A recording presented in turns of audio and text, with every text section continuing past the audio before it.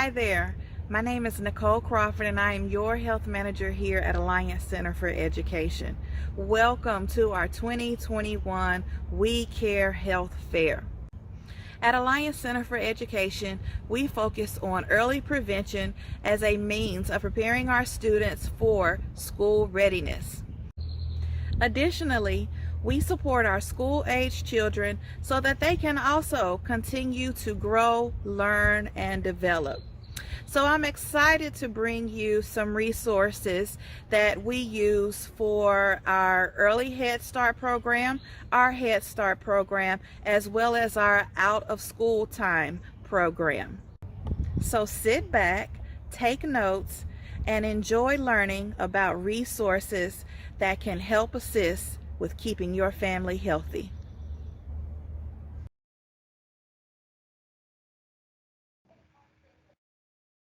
Hello, I'm LaWanda Combo, and I'm a child care health consultant with Mecklenburg County Health Department. Our team consists of 2 RNs, myself and Juanita Brown, as well as a health educator, Tisha Watson. We have been partnering with the Head Start program for over 12 years now, providing services in the area of health, safety, and nutrition. We work closely with the Head Start Disabilities Manager, Ms. Nicole Fullwood Crawford, to assist with quality healthcare services for children in child care. Today, we want to discuss some safety information related to the COVID-19 pandemic and how to schedule a COVID vaccine. It is important to remember that if you feel sick, stay at home and please get tested. If you leave home, know your W's. Wear a cloth face covering, wait at least 6 feet apart to avoid close contact, and wash your hands often. Lastly, we want to ask, please do not gather in groups. Next, we will have Juanita Brown sharing information on where to schedule a COVID vaccine. Hello, my name is Juanita Brown, and I will be talking to you about where to obtain a COVID vaccine. The first step will be to call Mecklenburg County or to go to the website. In order to call, you will dial 980-314-9400 and select option 3 for English and option 8 for Spanish. When you visit the website, you will go to www.mecnc.gov and scroll down until you see the link COVID-19 Vaccine Update. Select the vaccination information link, and there you will see on the right side of the page all of the different ways to schedule an appointment. There will even be a link to join the wait list should there be no available appointments. On this page, a lot of your vaccination questions will be answered. There is also information regarding when and where to obtain a second dose if needed. Should you run into issues with getting an appointment, the county is also working with our community partners, Atrium and Novant. After visiting either website, information can be obtained to schedule a vaccination with them.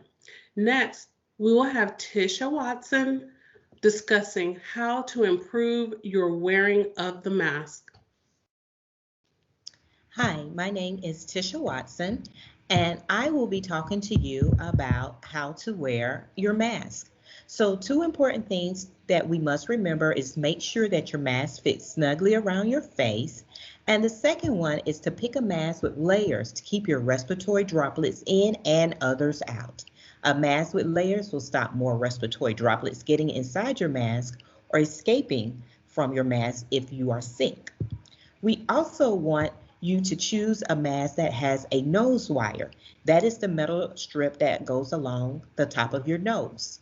Nose wires prevent air from leaking out of the top of the mask, and bend the nose wire over your nose to fit close to your face. Also, if you choose to add layers of material, it's 2 ways to layer. Use a cloth mask that has multiple layers of fabric and wear a disposable mask underneath a cloth mask. Make sure you can see and breathe easily. Do not combine 2 disposable masks, and do not combine a KN95 mask with any other mask. These are CDC guidelines, and you can follow up more by going to the cdc.gov website. Again, we want to make sure that you follow your 3 Ws: wear a cloth face covering, wait 6 feet apart, wash your hands often. Thank you and stay safe.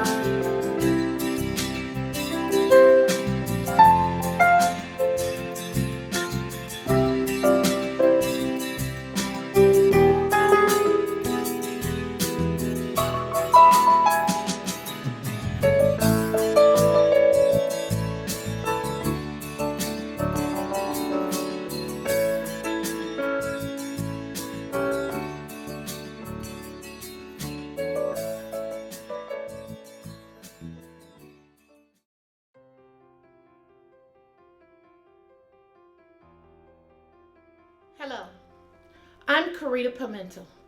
I have been a member of BCDI Charlotte for 5 years and currently serving as the secretary.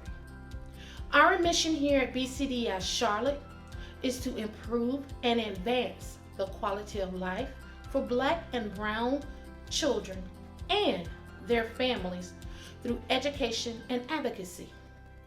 For years, BCDI Charlotte has made family engagement a cornerstone in our efforts and will continue to convey its centrality to the healthy growth and development of our children. We believe that family engagement is a high impact strategy for improving schools, increasing literacy achievement, and strengthening the overall well-being of children. Research unequivocally demonstrates that high-performing schools and well neighborhoods maintain strong engagement with families. So the rich preparation of teachers and community members for family engagement becomes not only an issue of good practice, but one of equity.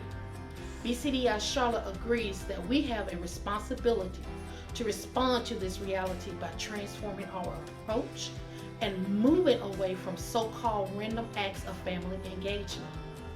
We actually believe that oft-quoted maxim that parents are their children first and most important teachers, and appreciate the definition of family engagement as a systematic and sustained commitment that occurs across time spans, many settings, and requires shared responsibility from all parties.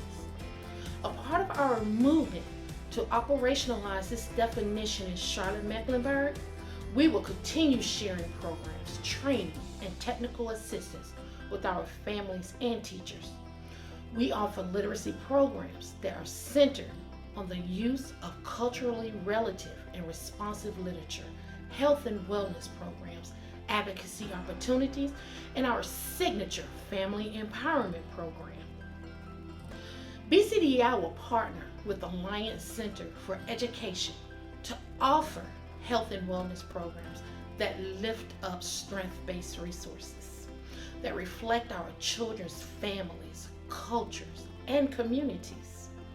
With generous support from the Walmart Foundation and NBCDI, BCDI Charlotte has implemented the Good For Me curriculum, which is a key component of our national initiative to promote culturally relative, healthy nutrition and fitness practices among Black families and young children. For more information, follow us on social media, email us, and visit our website. Thank you.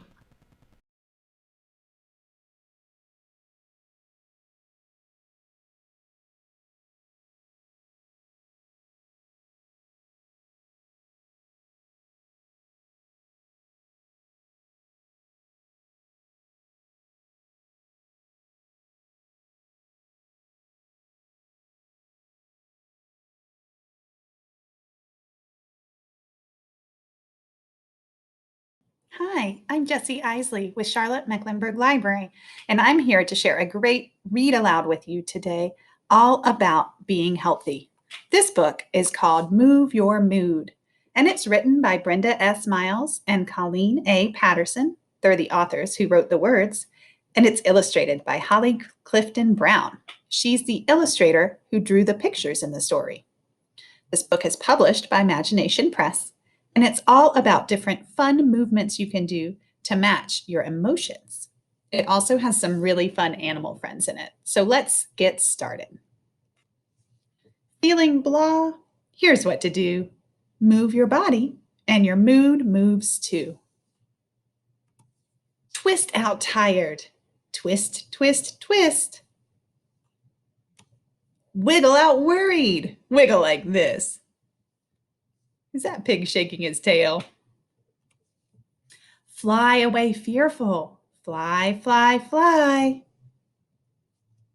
Can you spread your arms out and fly like a bird? Good job. Wave away whiny. Bye, bye, bye. Shake away stubborn. Shakety, shake, shake. Growl away grumpy. Grr, grr, great. Hop to happy. Hop, hop, hop. Feeling better? No time to stop.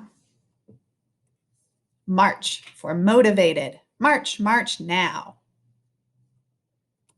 Waddle to wonderful. Waddle, waddle, wow. Clap for confident. Clap, clap, hooray. Now pose for proud. Today's your day. Stretch your smile. Stretch it wide. Do all the moves. Feel great inside. Do you remember all the moves we did during the story? We did some wiggling, flying, waving, twisting, clapping, waddling, growling, grr, smiling, shaking, hopping, marching, and posing. Those are all great movements you can do to keep your body moving and healthy. That's the end of our story, but there's some great notes at the end of this book too for the grown-ups. So you can extend your learning with this book by writing more verses. So thinking about more emotions and movements that you could do together. You can use the book to help label feelings kids are having when they're feeling excited or scared or happy. You can use more words to come up with more solutions. You can remember that all emotions are okay, everything from sad to angry to excited, that you can feel different at different times during the day. And then you can be a mover too. Making sure to stay physically active provides a great role model for kids. Thanks so much for doing this read aloud with Charlotte Mecklenburg Library today. You can find Move Your Mood and other great resources on our website at cmlibrary.org.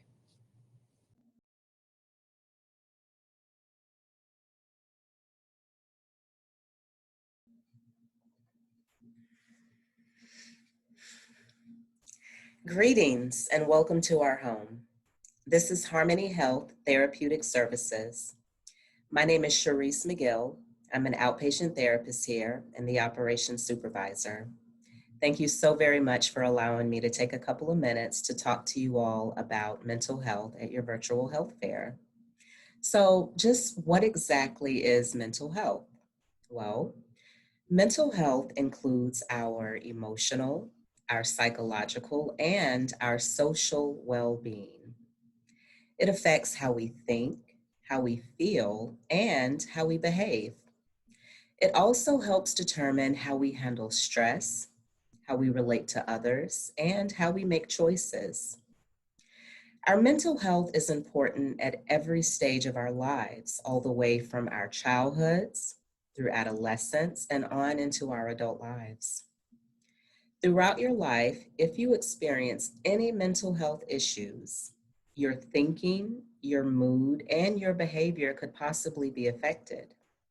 So how do you go about getting treatment? How do you go about starting your healing journey? Well, the first step would be to end the stigma.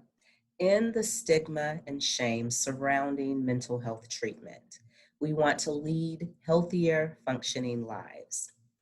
So I don't know about you all, but growing up, when I would watch movies or read different books, I would often see very negative connotations when it would come to any type of mental health disorders or treatment. And so it left a bit of a negative, I would say a negative taste for anything surrounding mental health. And it took new experiences in my own life to help me realize that mental health treatment was a necessary thing for some people.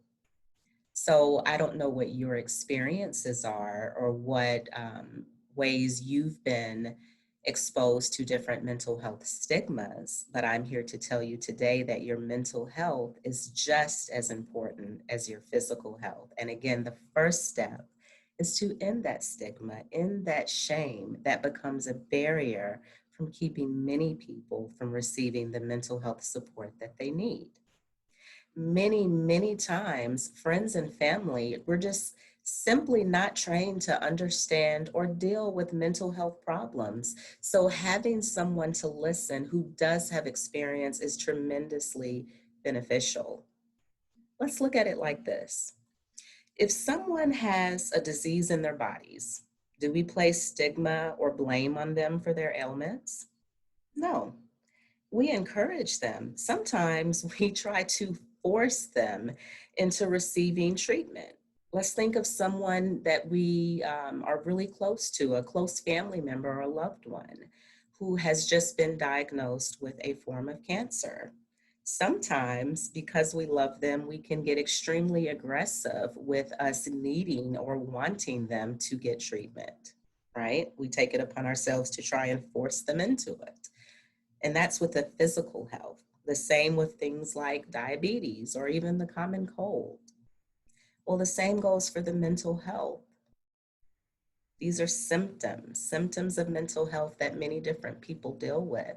And rather than placing the blame on them for their maybe an emotional outburst or maybe symptoms of depression and they've been in bed for a week, rather than placing the blame on them, becoming able to understand that this is a symptom of a disorder and they need help. When we begin to understand that treatment is needed rather than blame, we begin to change our focus and change the way we view them, right?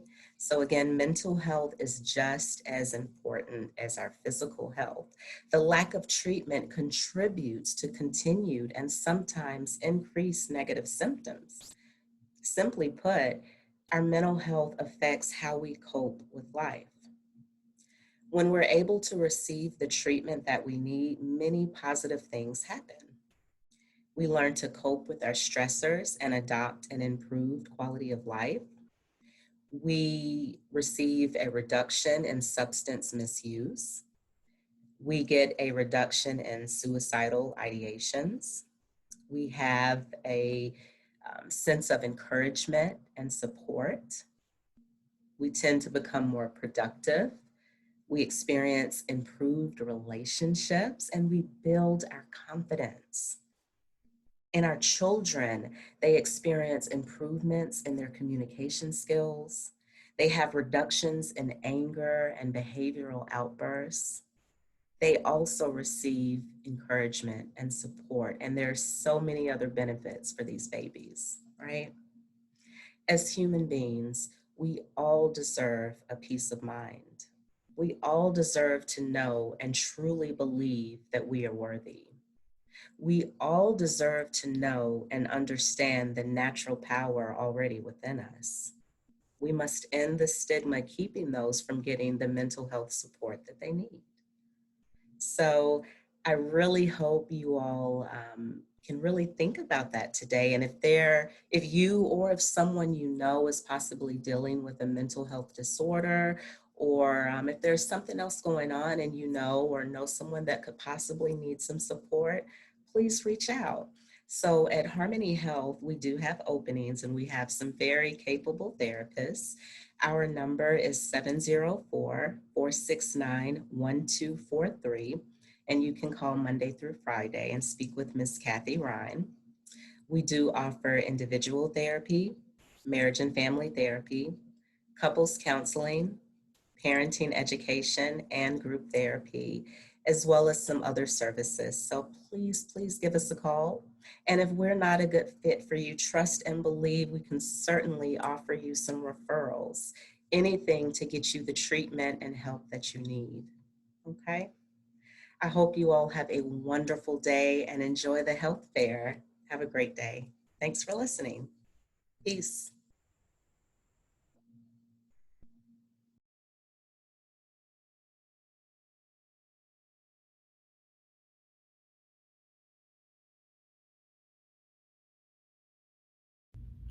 Hi there, it's your health manager, Mrs. Crawford, coming to you one more time to talk to you a little bit about early childhood dental health.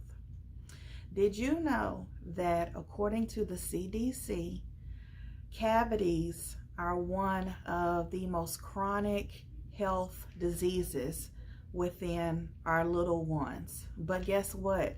It's totally preventable if we put certain measures in place to keep our teeth healthy. So I'm going to talk to you about 3 things that you can do to keep your little one's teeth healthy, as well as yourself, the entire family. The first thing is how we brush our teeth.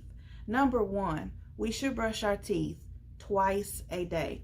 Normally, people do it in the morning and at bedtime. Also, you want to think about the amount of toothpaste and the type of toothpaste that you're using. The CDC also recommends that our little ones use a toothpaste with fluoride, as fluoride is a mineral that will strengthen the enamel, which is the outside of the tooth. Okay, now for our little ones, you only need a smear of toothpaste. As the little ones get older, maybe about 4 and 5, then it goes into a small amount, which would look like a pearl, that small.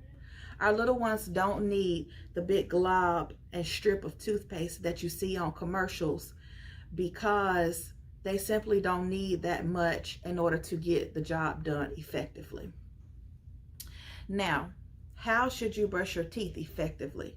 You should hold your toothbrush at a 45-degree angle, and you should move your toothbrush in small circular motions. The idea is that the bristles will go in between the teeth and near that V section of the gums to get rid of any sugary substances, any substances that like to sit on your teeth and pretty much kind of eat away at the enamel of your teeth. Okay, and that's why it's great to brush your teeth 2 times a day for at least 2 minutes each time. So that's brushing. Drink water, my friends. Water will help to also rinse away that nastiness that likes to stick on our teeth, okay?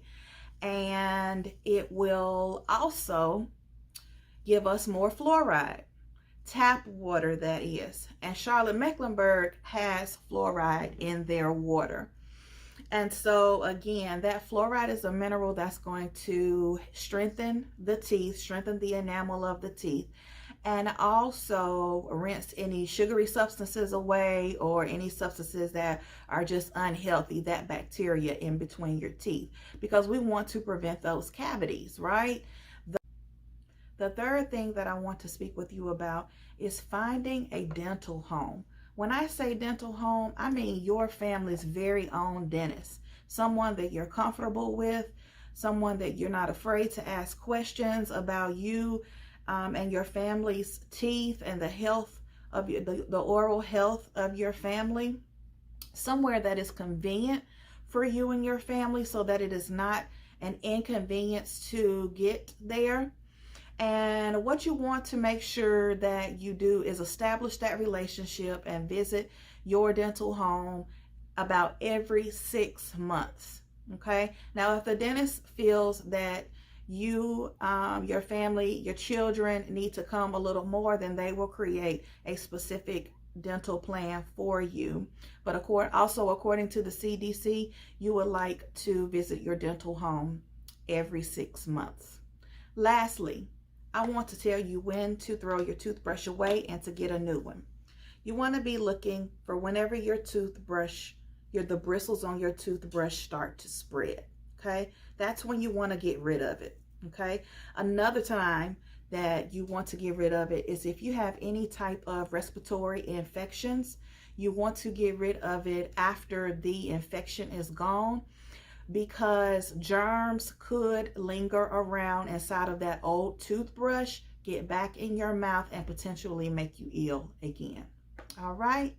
So I hope that you really enjoyed this message on dental health.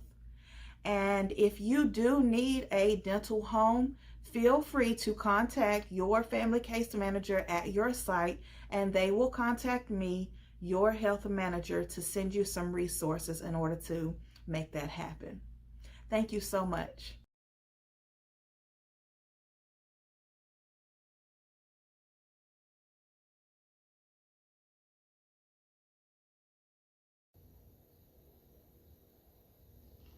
Hi, my name is Mrs. Cloud. I am the nutrition manager here at Alliance Center for Education. With me today, I have Mrs. Jones.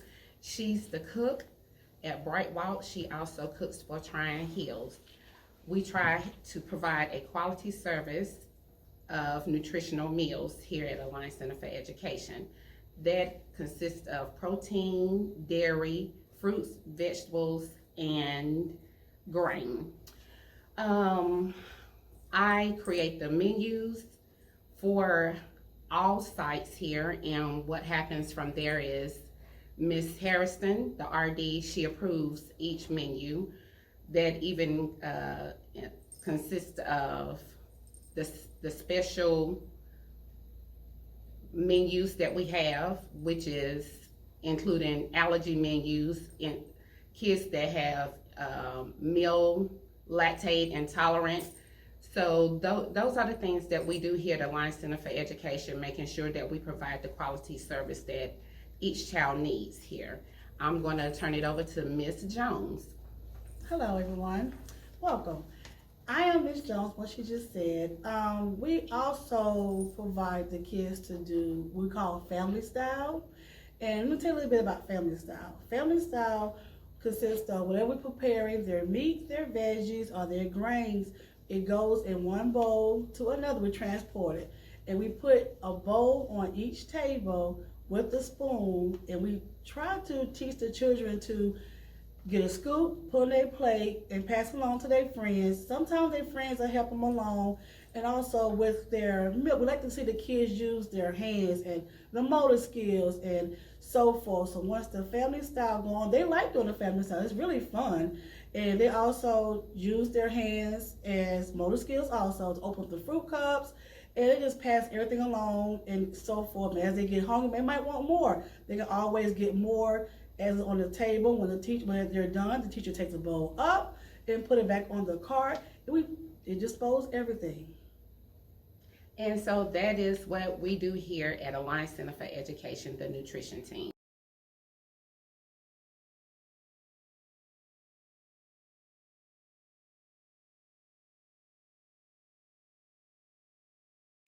Hello, my name is Tiara and I am a registered dietitian, and I came here to talk to you all today about what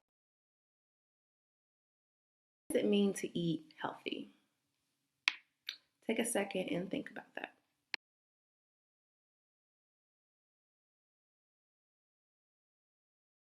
There's no real answer to that question on what healthy eating is, but I'm going to describe some things on how we can eat a little bit better each and every day.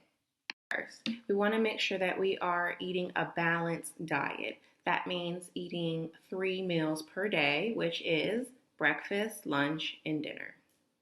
Also want to make sure that we are eating adequate amounts of fruits, vegetables, protein, whole grains, and dairy.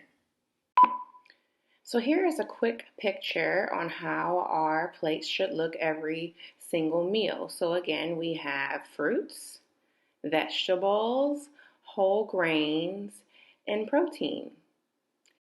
Let's name some examples of some fruits. For instance, there are apples, pears, and bananas. Vegetables, there are green beans, broccoli, or celery. Grains, we have whole wheat pasta, brown rice, or even whole wheat bread.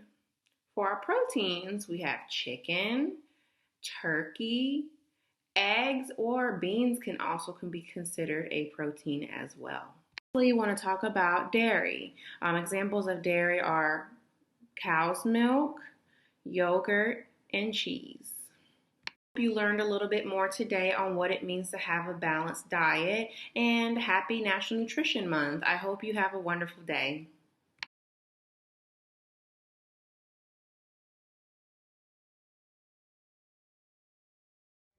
Hi, my name is Tanya Walker, Center Director at Southside Head Start. Here's a fun fact. Add fruit to water to enhance the flavor. Water doesn't have to be boring. Make it fun and tasty.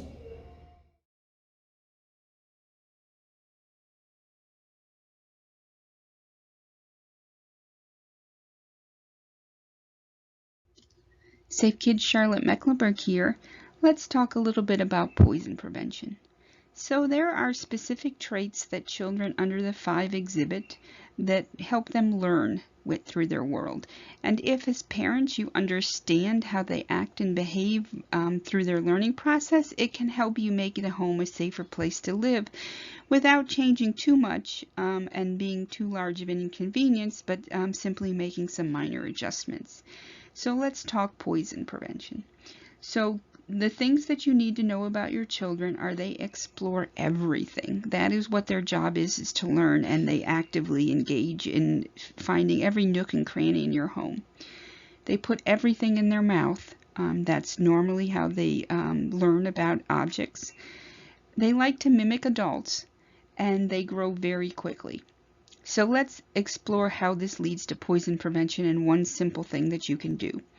So the topic that I've depicted right here is medicine safety, because a lot of the increase in our emergency room visits is by kids accidentally ingesting a medicine from usually an adult caregiver in the home.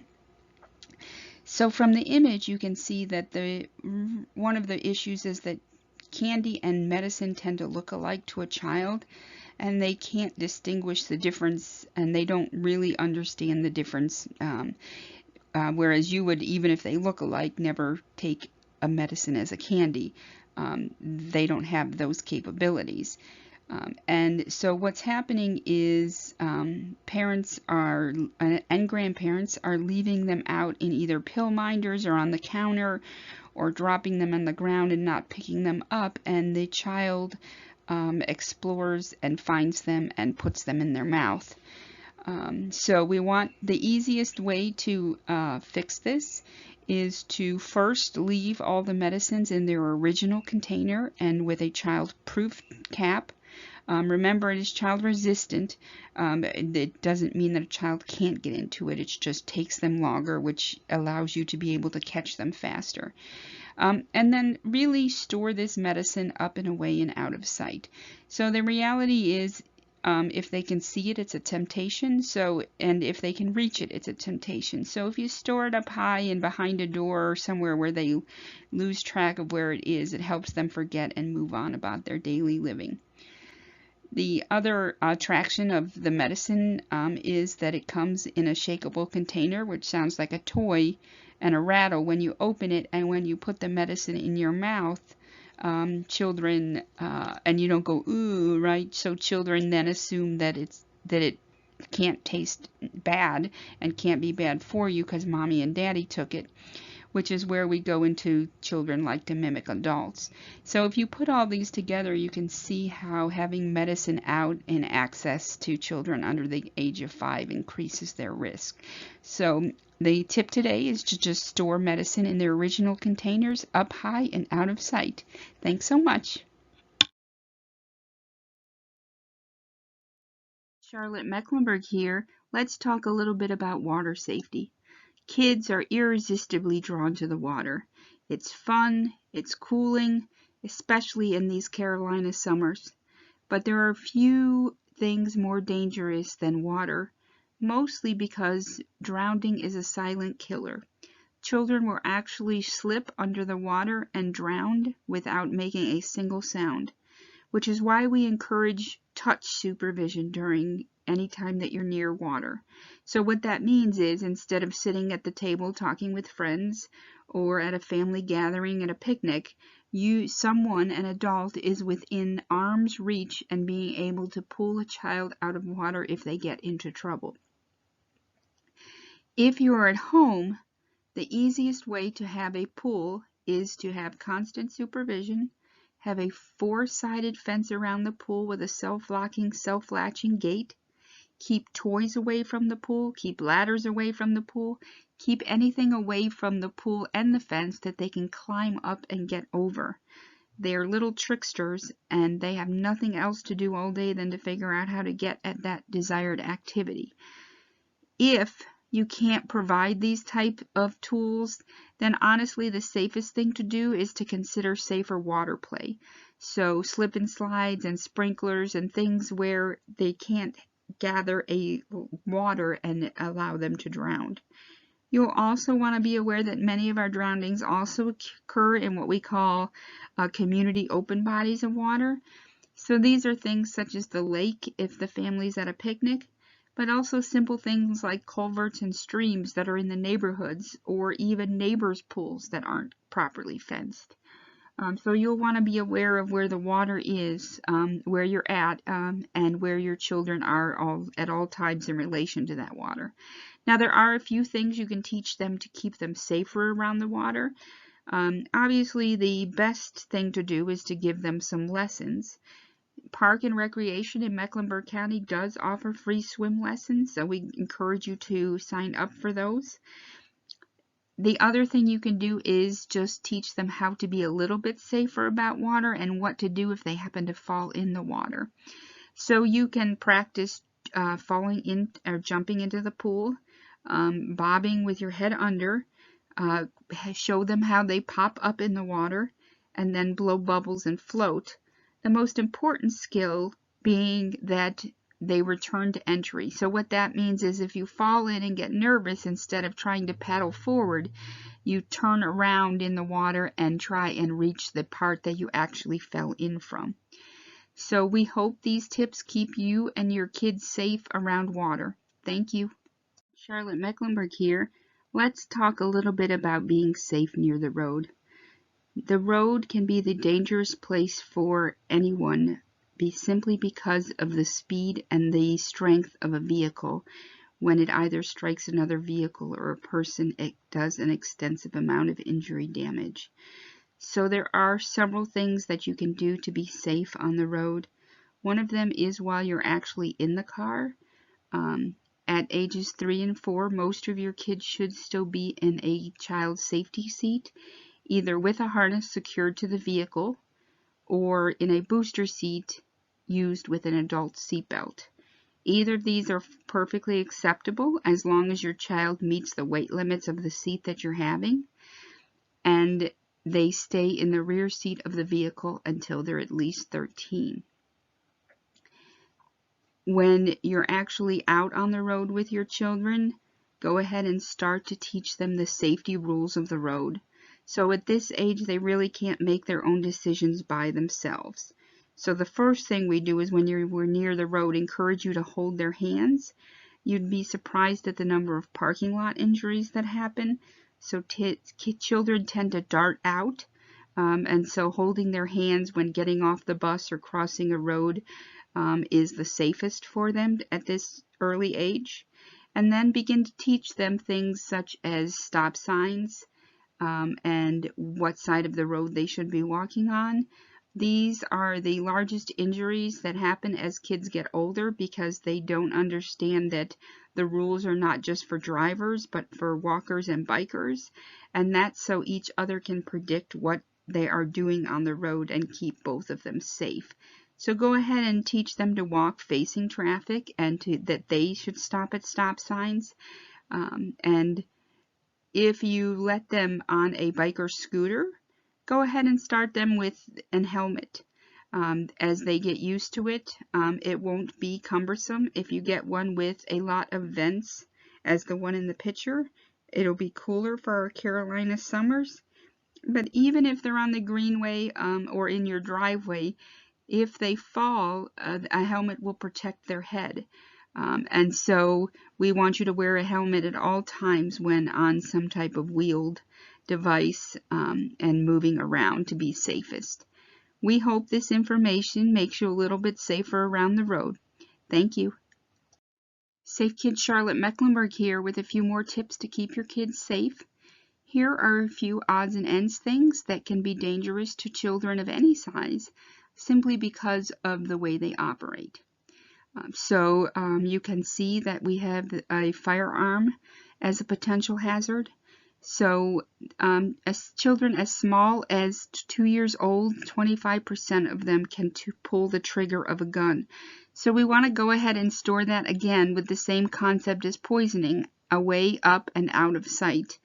But we also encourage you to get a free gun lock from the police stations and go ahead and clip that around the trigger so that they can't engage it. And then go ahead and store the ammunition and the firearms separately. Also remember to ask if firearms are present in the homes your kids play in. And they have been known to obtain the firearm from a purse or a car. So anywhere that it's stored within reach of a small child is dangerous. Secondly, children love to run around and jump and play in the house, but anything that is raised off the floor that they are on top of creates a fall hazard and a potential traumatic brain injury. So because kids' heads are so big, when they fall, they tend to fall on their head instead of like us falling on our butts and ankles and legs. So jumping on beds and them falling off is dangerous. So you can go ahead and lock the room that is potentially in if you have an active toddler. But even things, for example, such as couches, when they run around and jump onto the couch, if the couch is not pressed up against the wall, then their head can tip over the back of it. This is also the same reason we encourage you to stay on smaller equipment with children. The equipment age for playgrounds is not because of the developmental age of your child being able to use the equipment. It's how high it is and how much injury that they will encounter if they fall off top of it. Secondly, not to a large extent, but we do have quite a few lawnmower injuries usually in the summer. And that's because they don't have a mechanism to stop if something falls under them. So if a small child falls down, or even if you're on a riding lawnmower and the child jumps off or falls off and they get sucked underneath, there is no mechanism that stops, and so a lot of damage can be done. And then lastly, nothing against man's best friend, but dogs are animals, so they do have the ability to bite. So you want to teach your children how to approach a dog safely and to make sure that they don't approach dogs that are not their own, and that they ask permission to pet the dog. We hope these help keep you and your family safe. Good morning. My name is Christy Russell, and I'm a fire and life safety educator and a smoke alarm program coordinator for the Charlotte Fire Department. We offer a lot of services to our community, and one of those programs is a smoke alarm carbon monoxide alarm program. It is based on donations that we get from the community. It's to serve senior citizens on a limited income that cannot afford alarms in their home. So we do have that program for you. If you are in need, or if you know of anyone that is in need of a smoke alarm, go to charlottefire.org. That's Charlotte, CHARLOTTEFIRE.org, and put in a request for a smoke alarm or a carbon monoxide alarm, and someone will get back in contact with you. Thank you, and have a nice day.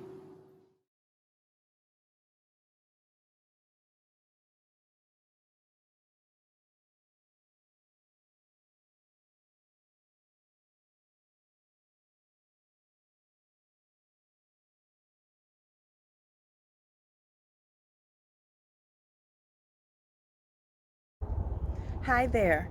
It's your health manager coming to you one last time to say thank you for joining us for the 2021 Virtual Health Fair. We hope that this information and these resources will inspire you, educate you, and transform the health of your families. Have an awesome day.